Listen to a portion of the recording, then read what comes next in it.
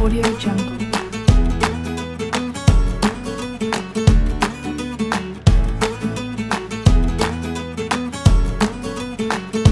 Audio Jungle.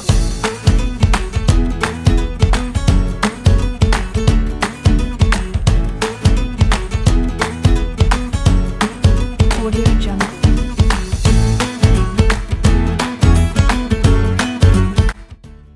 Hi, come join me as I make gluten-free and a dairy-free pizza. This is how I store my flour in my pantry. I get these 5-gallon buckets from Home Depot and I stick my flour in them. We get flour in bulk from Azure Standard. We use Bob's Red Mill 1-to-1 gluten-free baking mix.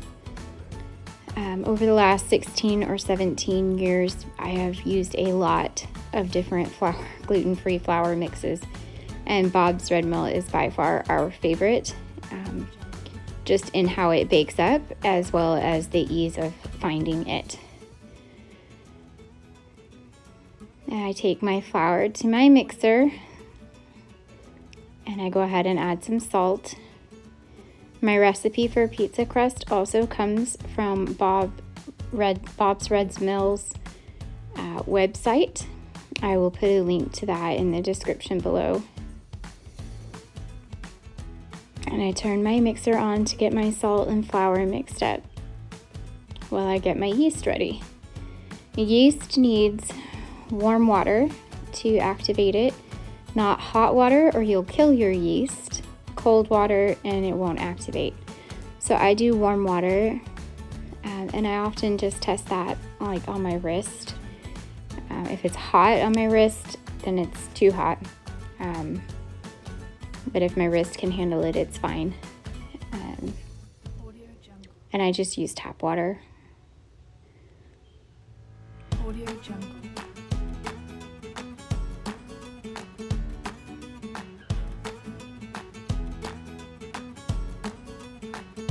Audio Jungle. Take that back over to my workspace and I add my yeast. This is the yeast that I'm using at the moment. I just get whatever is available and I add my yeast to my water.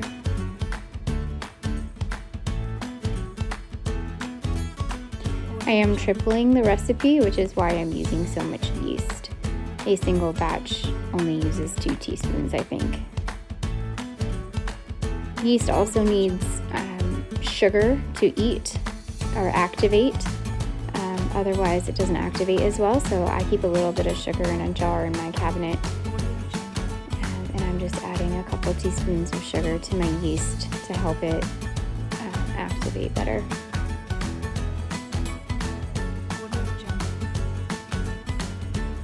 And I forgot my spoon to mix it up, so I had to go over to the cutlery drawer and grab one. And just give that a stir until all the yeast is mixed in and wet. It tends to want to stay on the top of your water. Audio Jungle.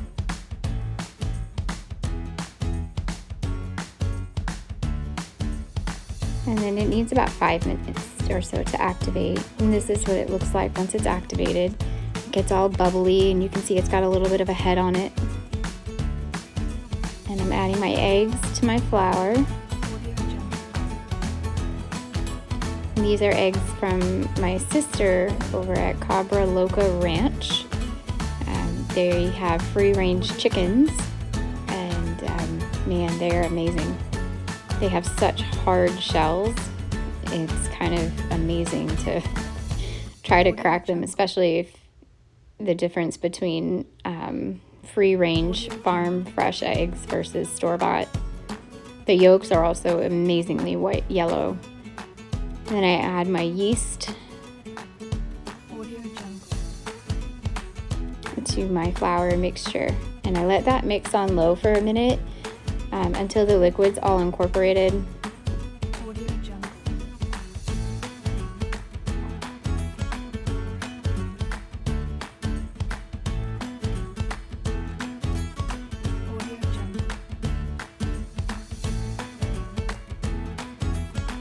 And then once the liquid is all mixed in, I go ahead and turn it up. and I let it mix for about a minute or so on high. And this is what the dough looks like. It's a very wet, sticky dough, more like a really thick cake batter. And I get my pans ready. I just use mostly cookie sheets because that's what I have. Oftentimes I cover them with tin foil to make cleanup easier, but I'm currently out, so I spray them with some vegetable spray, and then I go ahead and divvy out my pizza crust batter. Now I did make a triple batch, so I have 3 pizzas. A single batch only makes 1 pizza, unless you're making them small. But we are a family of 6, and we need 3 pizzas to make sure everybody gets enough to eat. And occasionally there is enough left over for the next day for lunch. Now, because it's such a sticky and wet dough, I make sure I keep my hands wet with cold water, which helps keep the dough from sticking to my hands as I press it out into my pans. This is not something that you can roll out. You do have to press it out into your pan with your hands. And it does get a little bit messy. My kids think this is the really gross part. They don't like getting their hands into gooey things. And it takes time and patience. And I just do the same process with all 3. And I do wet my hands down frequently so that it doesn't stick. And the extra water that goes on top of the dough doesn't hurt the dough at all.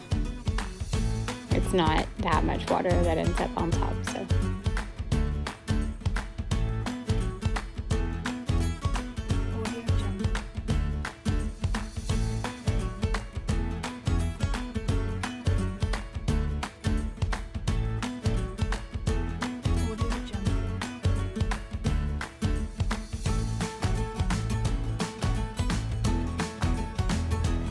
It doesn't matter what the crust looks like.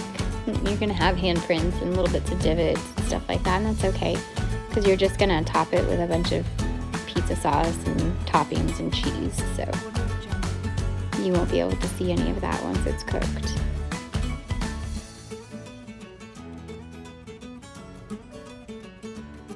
Audio Jungle.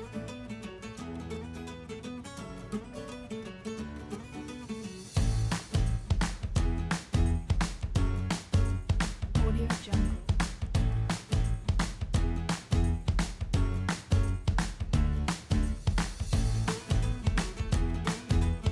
And then I go ahead and take my stuff over to the sink area to get it washed up. I tend to be a clean as I go kind of cook, or I've had to teach myself to be a clean as I go kind of cook. With a family of 6 and doing most of our cooking from scratch, it's the only way I can manage to keep up with the dishes and keep my kitchen anywhere close to decent looking.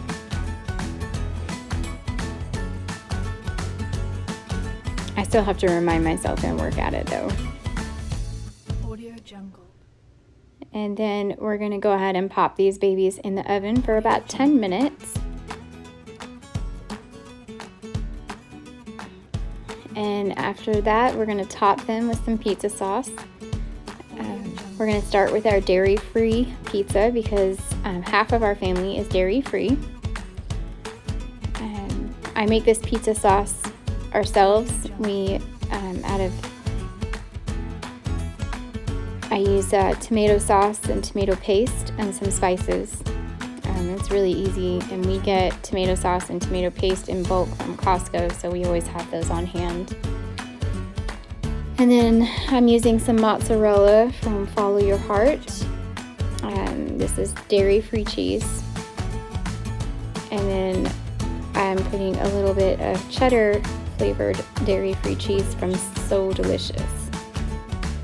And our little 2 girls and myself cannot have dairy, so this is for us. Audio Jungle.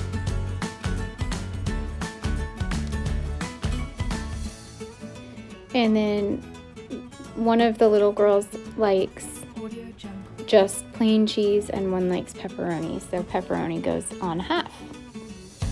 And the nice thing about homemade pizza is you can customize the toppings easier to whoever to what people like.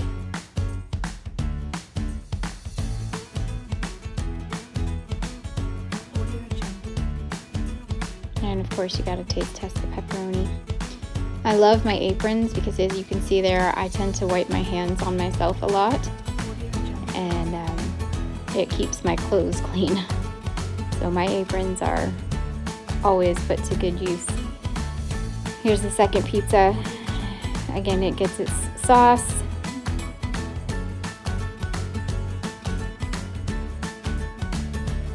You do not have to pre-cook the pizza dough, but it is a much softer dough if you don't. Audio Jungle. And my family prefers a little bit of a crunchier crust, so we pre-cook it for 10 minutes before we top it. Makes the crust a little crunchier. I've got bacon cooking in a pan over there to go on. I've got some already cooked, and I got more cooking up Audio Jungle. because some of my family like a lot of toppings.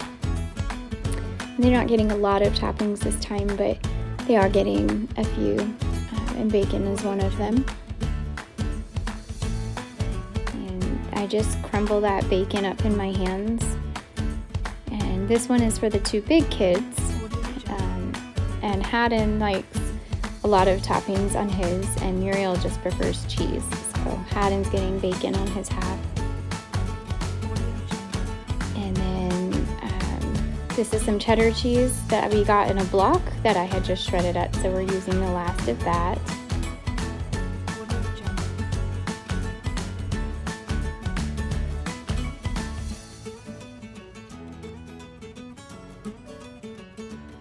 And this is also cheddar cheese that we got, but this one's pre-shredded. And I had to get my scissors out to cut that baby open because it's got a pull tab on it, but that pull tab never works.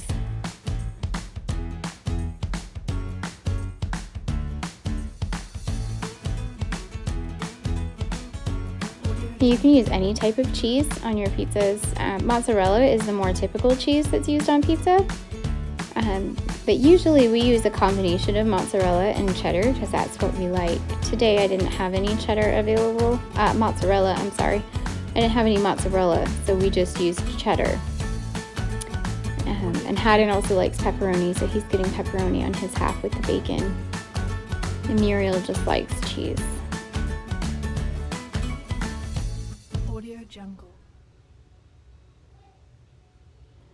And then this baby goes back in the oven.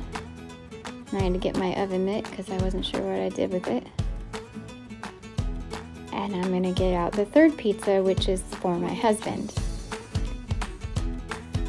My husband does not eat the whole pizza, but not in one sitting anyway. And sometimes that round pizza wasn't enough for the big kids and they want a little bit more,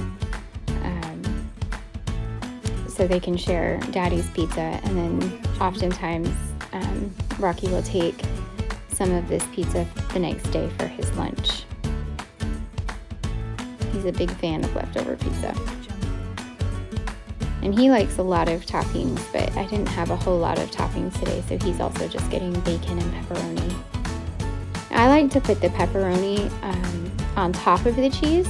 Most of the other toppings go underneath, but we have found that the cheese tends to slide off the pizza more if you put the pepperonis underneath, but if you put the pepperonis on top, the cheese stays in place better. So we put the pepperonis on top, but it doesn't really matter. You guys, you can top it however is your personal preference. He also likes a little more cheese than the kids do, so I go a little heavier with the cheese for his.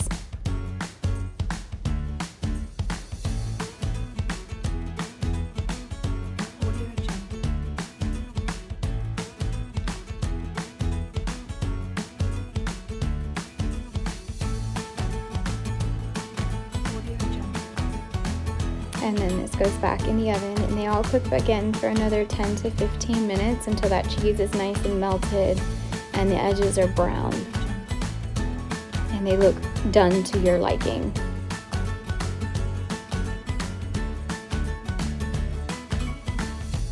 Audio Jungle. And here is the end result. So here's the round pizza for the big kids, half cheese, half pepperoni. Here's the dairy-free pizza, half pepperoni, half cheese. And the other one isn't pictured, but it's done as well.